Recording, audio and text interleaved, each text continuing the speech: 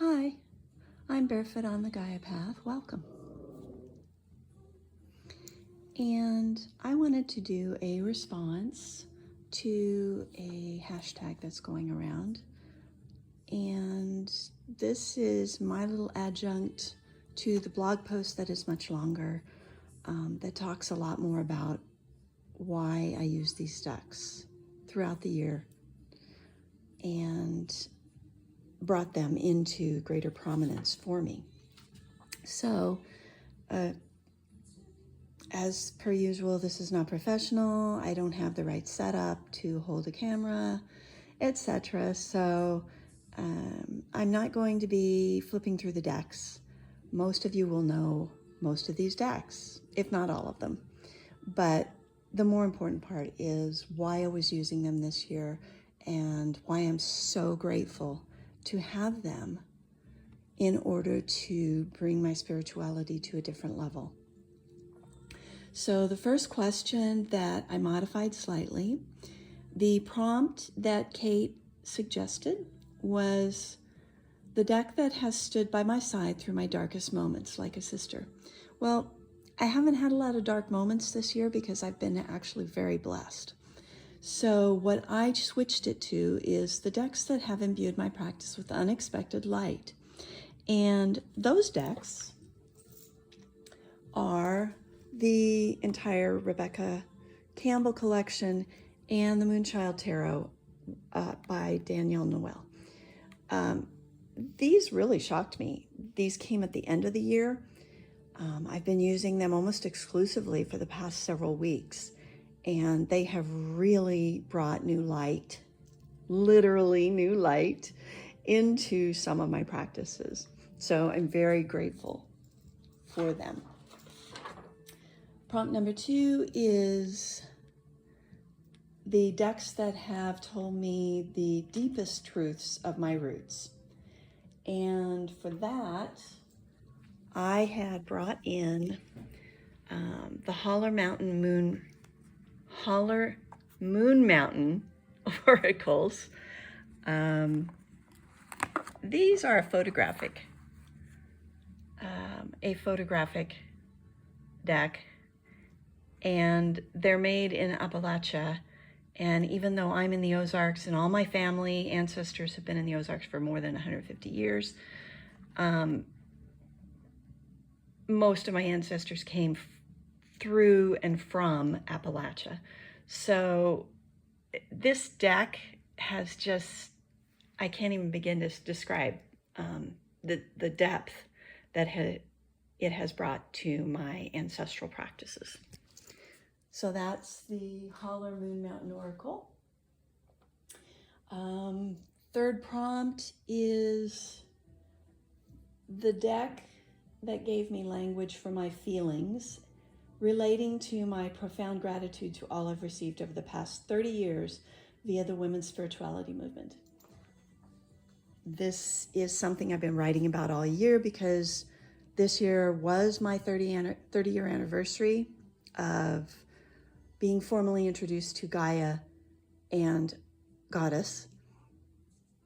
And the deck is, of course, the Mother Peace Tarot.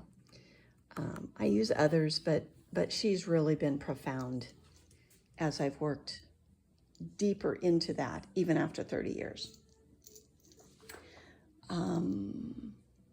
The decks that opened my eyes to what I could explore more broadly. There are 2 decks for that, and they are,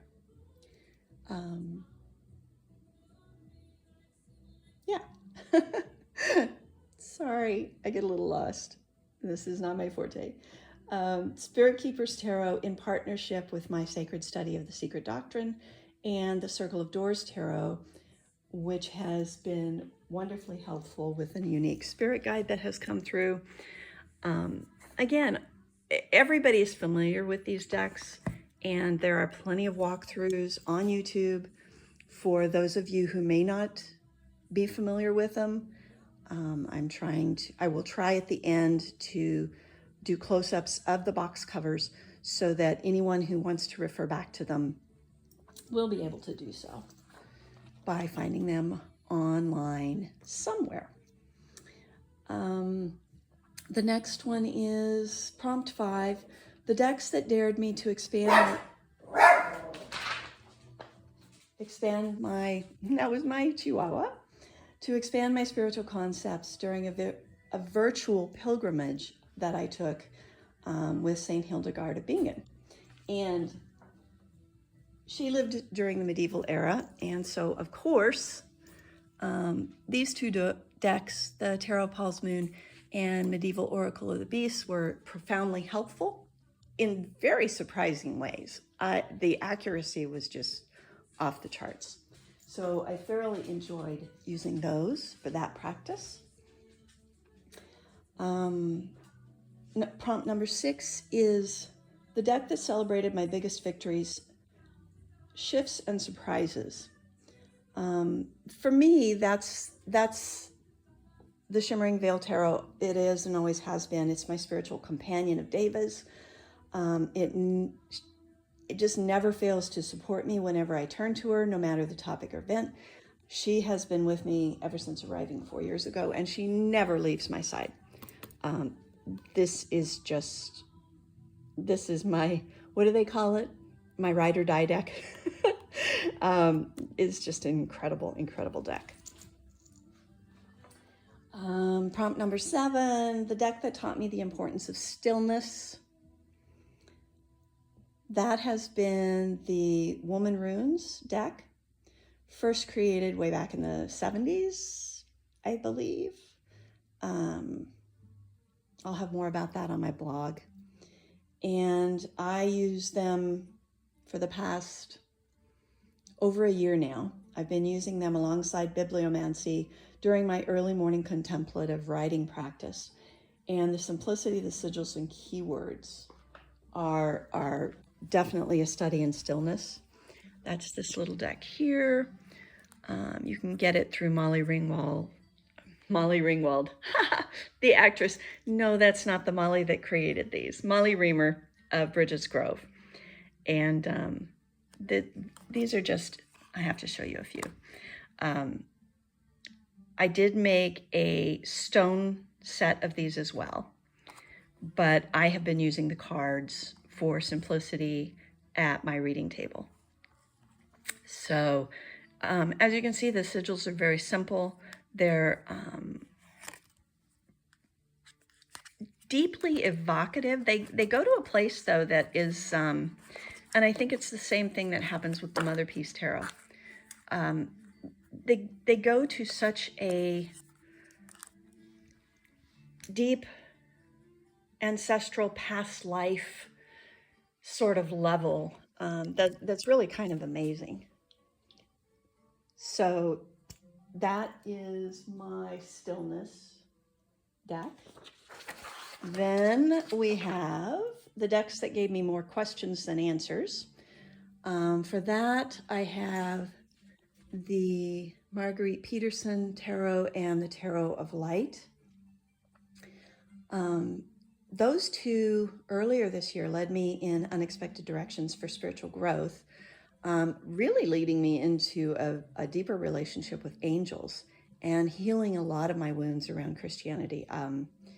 It was just a very profound experience. It followed the same trajectory as while I was studying on St. Hildegard of Bingen. So really profound. The decks that taught me to notice the magic in the mundane, I can go back as far as,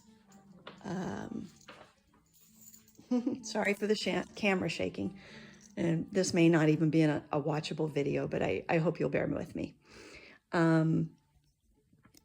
Going back more than 25 years ago, this was one of my very first decks when I only had a couple of decks until, I don't know, 5 years ago. And this is the Shapeshifter Tarot. And because my path was very Gaia oriented, these cards were ones, I didn't use them as tarot cards. I used them as oracle cards.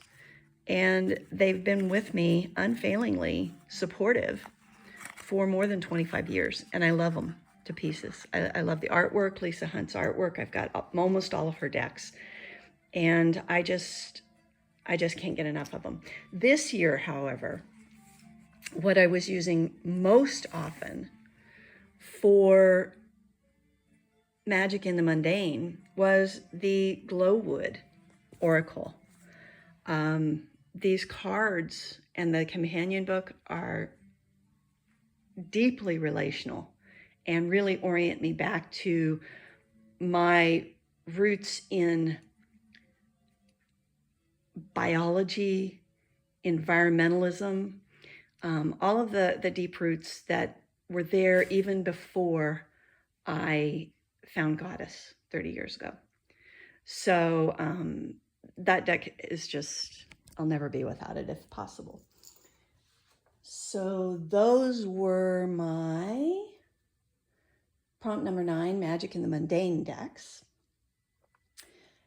Now, prompt number 10, the deck that encourages me to embrace levity. Actually, I don't use decks for that. When I want to lighten up play or get silly or whatever, I turn to either cozy novels or my dogs and cats, sometimes to music. Those are the tools, the companions I turn to for levity. So I don't use my cards for that. Prompt number 11, the deck that shifted my practice. That is the Doors of Somlipith. This is a playing card deck. And Ana Cortez has published these. They were illustrated by her father. Again, I know a lot of people probably are already aware of them. I never ever used playing cards for divination or any other type of magic until I came across this deck, and she really spoke to me. I have this book is so dog-eared and marked up, and I had to get a brand new deck to have a clean book in case I wanted to just look at a clean book, because this one has been used and used and used. The way it shifted my practice this year, she has dozens of different ways to use these decks. But the way it shifted my practice this year is using it for the solar gates. And I talk a little bit more about that on my blog. But that really has shifted things for me this year. It was amazing. And last but not least, the deck, prompt number 12, the deck that jump-started a creative project. Well, I always have creative projects going. I'm a writer, a novelist, an author, and I was having a little trouble with my latest fictional series that I've been trying to really get going. And when I received Forest of Enchantment Oracle and pulled back out the tarot deck that accompanies it, things just exploded and broke open. So I've just been tickled to pieces. So anyway, those are my gratitude decks for year 2025. I am deeply grateful for them being in my collection. And although a lot of other decks come and go throughout the year, these are the ones that have been really pivotal to my spiritual practices this year. And I'm so grateful to Kate at Moonflower Moments for coming up with this tag. This is wonderful. It was a delight to go through and really figure all of this out. So hopefully let's get a better glimpse of all of these decks, so that if anybody's curious, they will be able to find them online. And I'm wishing you many, many blessings, much love. May your year continue to bring you tremendous gratitude and joy. Blessed be.